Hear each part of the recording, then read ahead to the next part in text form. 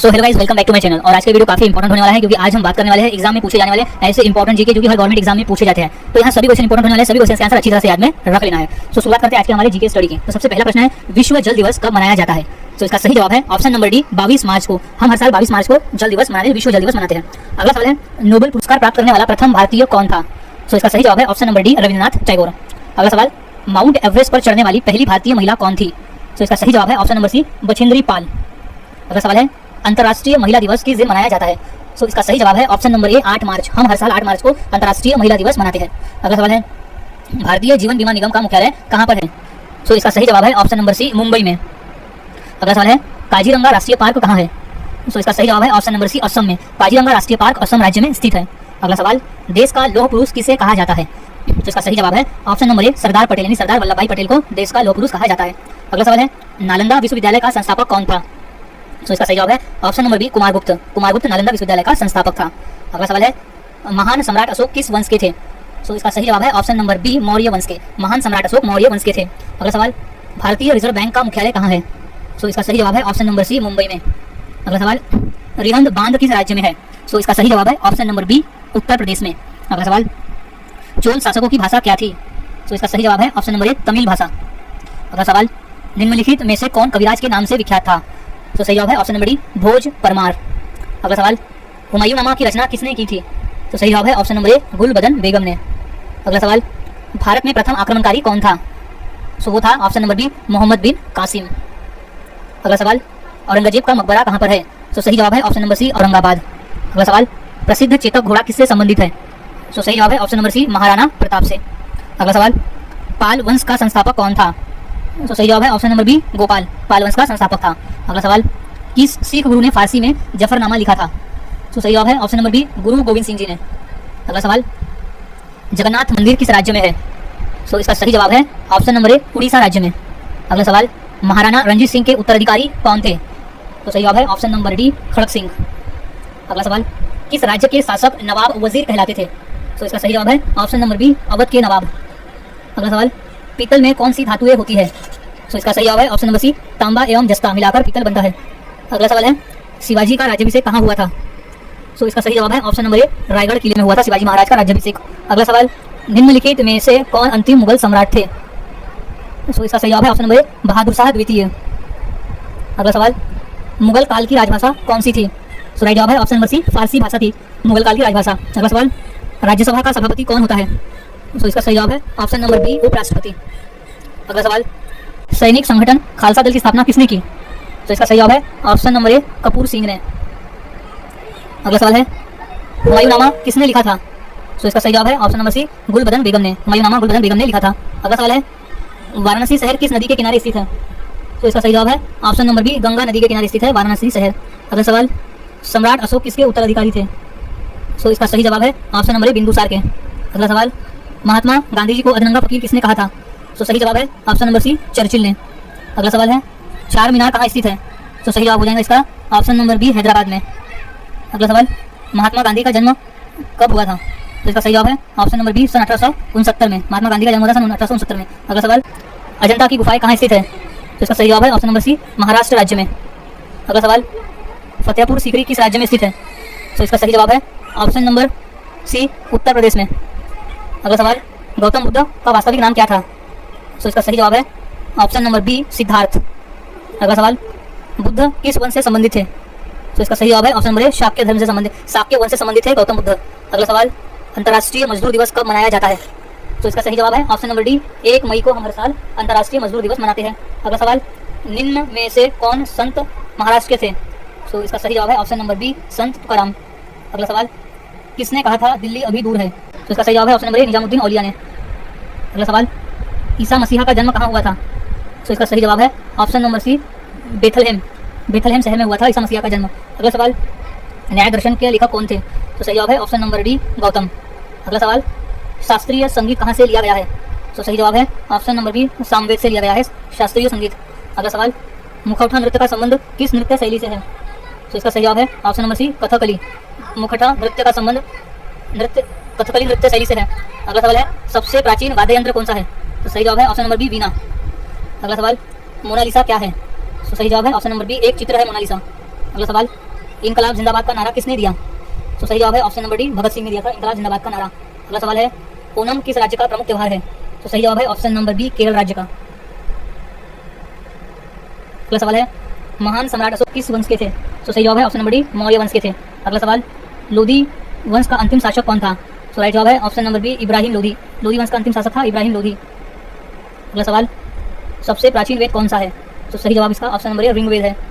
अगला सवाल, इलेक्ट्रॉन के खोजकर्ता कौन है? तो इसका सही जवाब है option number D, J Thomson. अगला सवाल, सांची का स्तूप किसने बनवाया?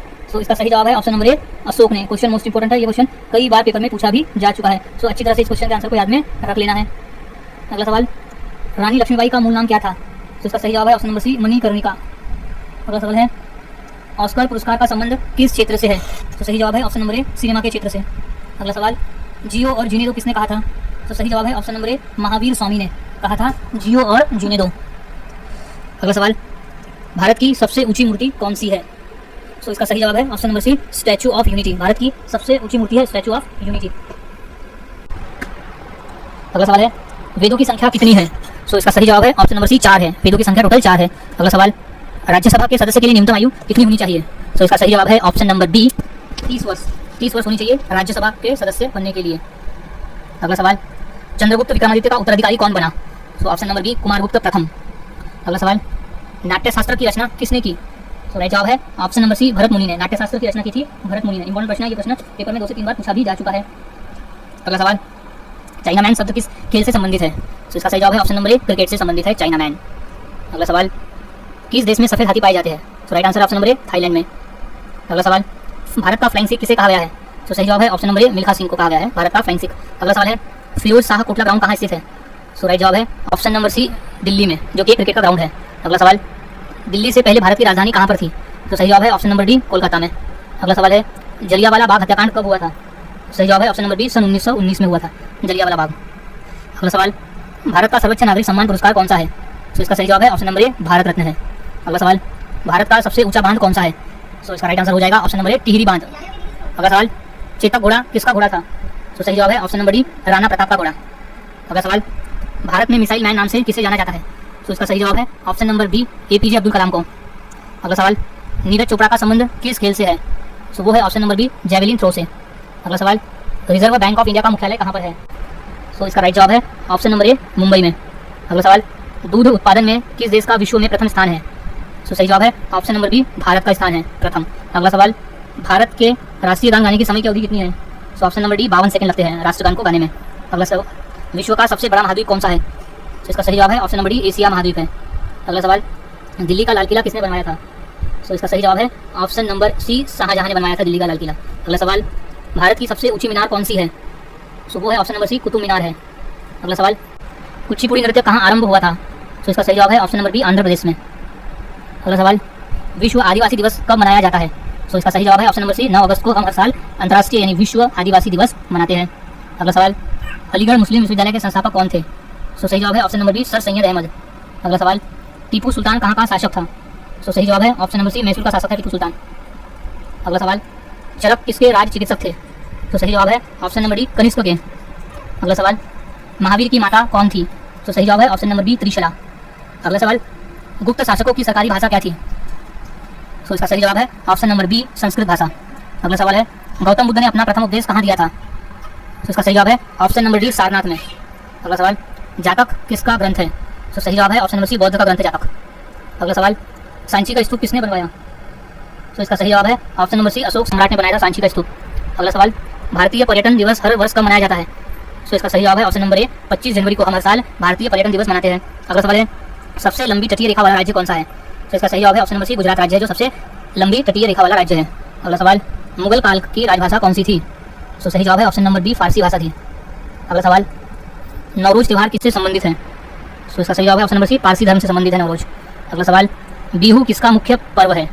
तो इसका सही जवाब है ऑप्शन नंबर ए, असम राज्य का प्रमुख पर्व है बिहू। अगला सवाल, ईसा मसीह को सूली पर किस दिन चढ़ाया गया था? तो सही जवाब है option number D, good Friday के दिन। अगला सवाल, राष्ट्रीय स्वयंसेवक संघ का संस्थापक कौन है? तो इसका सही जवाब है option number D, Keshav Baliram हेगड़ेवार। अगला सवाल है, भारत का राष्ट्रीय गान किसने लिखा है? तो इसका सही जवाब है option number D, Rabindranath Tagore ने भारत का राष्ट्रीय गान लिखा है। अगला सवाल, छठ पर्व में किस देवता की पूजा होती है? सो सही जवाब है ऑप्शन नंबर सी, सूर्य की। अगला सवाल, दक्षिण भारत की नदियों में सबसे लंबी नदी कौन सी है? सो वो है ऑप्शन नंबर ए, गोदावरी नदी। गोदावरी नदी दक्षिण भारत की सबसे लंबी नदी है। इसे दक्षिण गंगा नाम से भी जाना जाता है और गंगा भी कहा जाता है। क्वेश्चन भी कई बार पूछा गया है। अगला सवाल है, बिहार का मुख्य त्योहार कौन सा है? यानी दिए गए ऑप्शंस में से बिहार का मुख्य त्योहार कौन सा है? तो सही जवाब है ऑप्शन नंबर बी, छठ पूजा। अगला सवाल, राष्ट्रीय स्वयंसेवक संघ का मुख्यालय कहाँ है? सो इसका सही जवाब है ऑप्शन नंबर ए, नागपुर में। राष्ट्रीय स्वयंसेवक संघ का मुख्यालय है नागपुर में। अगला सवाल, सुंदरवन का डेल्टा कौन सी नदी बनाती है? तो इसका सही जवाब है option number D, Ganga Brahmaputra. Sundarbans का डेल्टा गंगा और ब्रह्मपुत्र मिलकर बनाती है। अगला सवाल है, भारतीय नेपोलियन की उपाधि किसे दी गई है? तो सही जवाब है ऑप्शन नंबर बी, समुद्रगुप्त। अगला सवाल, भारत के साथ किस देश की अंतर्राष्ट्रीय सीमा नहीं है? यानी ऑप्शन में दिए गए देश में से कौन सा देश है जिसकी भारत के साथ अंतर्राष्ट्रीय सीमा नहीं है? तो इसका सही जवाब हो जाएगा ऑप्शन नंबर ए, श्रीलंका के साथ में। अगला सवाल, लिंगराज मंदिर किस प्रदेश में है? तो सही जवाब है ऑप्शन नंबर डी, उड़ीसा राज्य में स्थित है। अगला सवाल, निम्नलिखित में कौन सी जगह आरबीआई की नोट छपाई की जाती है? तो इसका सही जवाब है ऑप्शन नंबर डी, नासिक में। अगला सवाल, भारत की सर्वाधिक सीमा किस देश के साथ लगती है? तो सही जवाब है ऑप्शन नंबर बी, बांग्लादेश के साथ। अगला सवाल है, भारत में बनी पहली रंगीन फिल्म कौन सी थी? तो सही जवाब है ऑप्शन नंबर डी, किसान कन्या। अगला सवाल, प्रतिवर्ष हाथी महोत्सव कहाँ मनाया जाता है? तो इसका सही जवाब है ऑप्शन नंबर बी, जयपुर में मनाया जाता है। अगला सवाल, भारत डायनामाइट लिमिटेड केंद्र कहाँ स्थित है? तो इसका सही जवाब है ऑप्शन नंबर ए, हैदराबाद में। भारत डायनामाइट लिमिटेड केंद्र स्थित है हैदराबाद में। अगला सवाल, गिरनार पहाड़िया कहाँ स्थित है? तो इसका सही जवाब है ऑप्शन नंबर ए, गुजरात में स्थित है गिरनार पहाड़िया। अगला सवाल, भारत में स्वर्ण मुद्राएं किसने चलाई? तो सही जवाब है ऑप्शन नंबर सी, यूनानी ने। अगला सवाल, स्वामी विवेकानंद का वास्तविक नाम क्या था? तो सही जवाब है option number B, Narendranath Datta. अगला सवाल, सबरीमाला किस प्रदेश में है? तो सही जवाब है ऑप्शन नंबर ए, केरल में है। अगला सवाल, मध्य प्रदेश में कुंभ मेला कहाँ लगता है? तो इसका सही जवाब है ऑप्शन नंबर सी, उज्जैन में कुंभ मेला लगता है। अगला सवाल, सिख गुरु अर्जुन देव किसके शासनकाल में थे? तो सही जवाब है ऑप्शन नंबर बी, जहांगीर के शासनकाल में थे गुरु अर्जुन देव। अगला सवाल, बुलंद दरवाजा का निर्माण किसने करवाया था? तो सही जवाब है ऑप्शन नंबर ए, अकबर ने। बुलंद दरवाजा का निर्माण अकबर ने करवाया था। अगला सवाल है, जलियांवाला बाग कहाँ स्थित है? तो इसका सही जवाब है ऑप्शन नंबर डी, अमृतसर में स्थित है। अगला सवाल, महावीर का प्रथम अनुयायी कौन था? तो सही जवाब है ऑप्शन नंबर सी, जमाली था। अगला सवाल, बुद्ध किस वंश से संबंधित थे? तो वो थे ऑप्शन नंबर ए, शाक्य वंश से संबंधित बुद्ध। अगला सवाल, भारत की सर्वाधिक बड़ी जनजाति कौन सी है? सो उस जनजाति का नाम है ऑप्शन नंबर बी, भील जनजाति। अगला सवाल, पोंगल किस राज्य का प्रमुख त्यौहार है? सो राइट जवाब है ऑप्शन नंबर डी, तमिलनाडु का प्रमुख त्यौहार है पोंगल। सो गाइस, आज इस वीडियो में हमने ऐसे इंपॉर्टेंट क्वेश्चन देखे जो कि पेपर में पूछे जाते हैं। तो सभी क्वेश्चन के आंसर यहाँ अच्छी तरह से याद में रख लेना है ताकि अगर क्वेश्चन पेपर में पूछे जाते हैं तो उनका सही जवाब दे सको। सो मिलता हूँ ऐसे ही और नए जीके के साथ अगली वीडियो में। तब तक के लिए चैनल के साथ बने रहें, वीडियोस को देखते रहे और इसी तरह से जीके की